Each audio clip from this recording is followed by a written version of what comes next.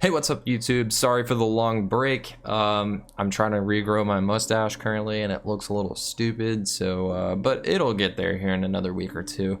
However, today I have to come back with some news and also another tier list video. And I know what you're thinking, why another tier list video just a week after you put out your last one? Well, it's because today we received some very important news that both Wingal Brave and Wyvern Strike Tejas are getting nerfed, and the nerf happens here in about a week, a couple weeks I guess, when we get the set Awakening of Twin Blades in English on June 1st as well. So what a lot of people are speculating is that since it comes out on June 1st like the nerf does, then we're gonna get the post nerf Wingal Brave, and then also our current Wyvern Strike Tejas will be nerfed as well. I know some other people are talking about it. You know, we'll have like MLB will have Wingal Brave for a couple months and then they'll nerf it. But I'm making this video in the hypothetical situation that we do receive the nerfed Wingal Brave day one, and my tier list is going to change quite a bit. So we did not have Azure Dragon and Coco in it last time. I apologize for that, but I'm going to throw them in there this time. So just really quickly, I'm sure you've already seen the nerfs, but we'll go over them. Wyvern Strike Tejas is now a rearguard circle only ability. So people used to, you know, put their starters behind their Vanguard, and then that would force the Kagero player to ride Wyvern Strike Tejas, and then that made them more susceptible to rush, which was kind of a bad thing for Kagero. But now it's rearguard circle only, so a lot of people will put their starters, if they value their starters a lot, behind their Vanguard, and then Kagero can't touch them until they get like a retire ability. So definitely shakes things up for Kagero. A lot of people will try to counterplay that because there was really no counterplay to it previously. And then Wingal Brave, oh my god, dude, Wingal Brave, they just slaughtered that card. I mean, like, it is just, they might as well have just taken it out of the game, honestly. It's previously it was a counterblast 1 for when the attack that it boosted hits a Vanguard, search your deck for a blaster unit. Now it's counterblast 2 to when the attack that it hits a Vanguard, search your deck for a blaster grade 3. So it specifically only searches for MLB now, and there are other methods of getting MLB. So the deck takes a consistency hit, like a really big one, but there are supplemental units that we can place and kind of like change our ratios in the deck a bit to increase it from that like very heavy hit that it just took, but it is going to dethrone the deck. So like I said, this tier list is in the event that we get the nerfed versions day one. Now, a lot of this is going to be the same, but some of it is definitely going to shake things up. So we'll go ahead and get into it. I don't want to make this a super long video since we've already watched most of this. I'm going to leave out a lot of my rationale for some of these decks as I've already explained it in my other video. Amber Dragons, D tier, not very good. Azure Dragon, C tier. It's like a solid Nova Grappler deck. It's solid, but it's not like crazy good like Risers. And then I think that Blau Kluger is still better than Azure for sure. So Blaus still B tier. CEO still C tier. Good Stuff Kagero still B tier. Ahead of Blaus. Ahead of Blaus. There we go. I don't know why it wasn't cooperating with me.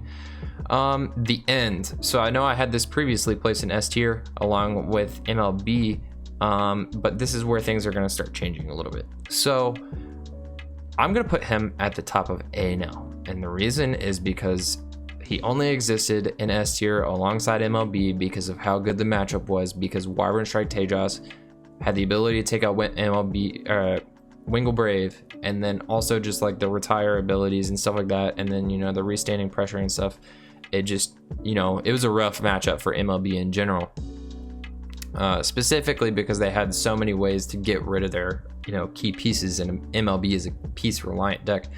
But now I think that, you know, this deck is a little bit high rolly, so like it's not nearly as consistent as MLB or as MLB was. So I'm just gonna place him in the top of A. I think that's where he belongs now. So yeah, I don't think there's like much arguing to this either, but I think, you know, the MLB hit and then the Wyvern Strike Tejas hit is going to like balance things out quite a bit, honestly, because like MLB and Kagero were just so far ahead of everything else, and they were in every top player's lineup at the Vanguard Zero Championships. So we move on to Enigman Storm, and I'm going to leave that like pretty much exactly where I placed it last time, top of C. Garmor, probably better than Azure Dragon. Like honestly, like Garmor is like a really strong deck. I you know, like honestly, like after seeing Chalice get first with primarily that deck in the most recent ladder, I'm gonna put it at the bottom of B even. So I'm moving it from like a whole tier above Enigman Storm and everything like that. That it's surprisingly strong. Spike Brothers, same place I put it last time, right ahead of Good Stuff Kagero. They're pretty much on a level playing field with each other. Tsukiyomi, definitely still A tier. GBT, I know a lot of people said that they think that she should be moved up or moved down, but I'm going to leave her pretty much right where I put her last time. Imperial Daughter, D. Grand Blue, D. We're gonna boost Imperial Daughter just above Amber's. Amber's are no bueno. Galahad, I'm gonna move this down, or I'll place it behind Garmor. Actually, I don't think it's down in C tier, but I do think that, I don't know, man, Counterblast 2 is a lot. I was like pretty confident in my placement last time, but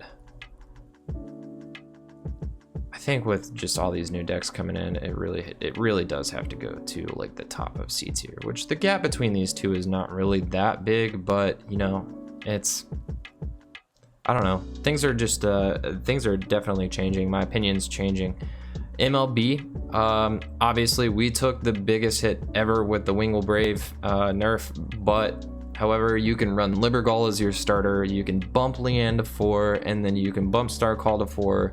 Obviously, you've got Gancelot to search out your Blaster Blades. I still think it's going to be really strong. I still think that whenever it gets its thing off, it's just going to win. So, bottom of A tier. I think that's like pretty fair, honestly. And the only reason I'm going to put it there is because Kagero and Tsukiyomi are going to be more consistent than it. You're going to have to like do a lot of work to get this off, essentially. And I think that you're going to have to do a lot of work to get this off. So I think it should stay at the bottom of A. If it were going to move up at all, it would just kind of be in front of Tsukiyomi. I don't think it would, you know, change too much. Obviously, it's not going to be at the top of A tier because Kagero is definitely going to claim that spot for sure. NLK, still top of D tier, not really going to do much. Risers, right in front of Tsukiyomi where we had a place last time. Phantom Blast Dragon, or Shadows in general, I guess, right behind Kagero. Like these two are like pretty much neck and neck, and that's the reason why Kagero is not an S tier alone. It's because these two are very, very close to each other, and we saw that in the like official results. Like Bushy like literally said, or Game Studio said that in the Vanguard Zero Championships in their announcement. Game Studio said in their announcement of the Wingal Brave and Wyvern Strike Tejas nerf that the End and Shadows were pretty much like neck and neck, and then MLB was like way up here. So moving forward, we've got Coco. Coco's like pretty strong, but not like crazy strong. So I'm gonna place her right in front of CEO specifically because this deck draws a lot of cards. As we know that drawing cards is like very strong in Zero. And then we have Bermuda still at the bottom of D. So basically this whole nerf situation has taken care of the S tier decks. There are no longer any S tier decks. You're just gonna want to be playing these 5 still.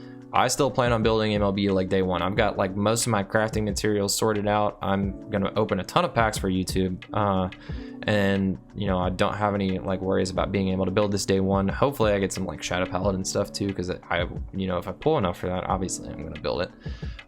But I'm building both of these decks. I'm still building the N. I'm still building MLB.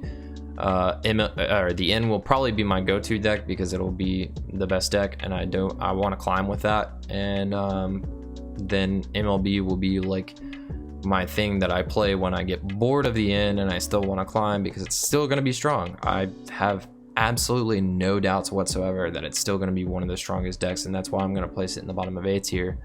But yeah, so the nerf just balanced things out. There's not really like any like super top tier decks that just bash everything else in. And like Spike Brothers is still going to be strong. Good Stuff Kagura is still going to be strong. Like A tier, I would absolutely climb with that. I'm going to take those 2 tournaments. B tier, still would feel comfortable taking these 2 tournaments, just if I'm going to be playing like, you know, like a fun deck that day rather than, you know, trying to be super competitive. C tier, ladder play for fun. D tier, probably will never touch, except for NLK and you know, character fights. I'm gonna get that 3-star Ren character fight day one with NLK, so I can build shadows. So yeah, but that's my thoughts on the whole tier list situation.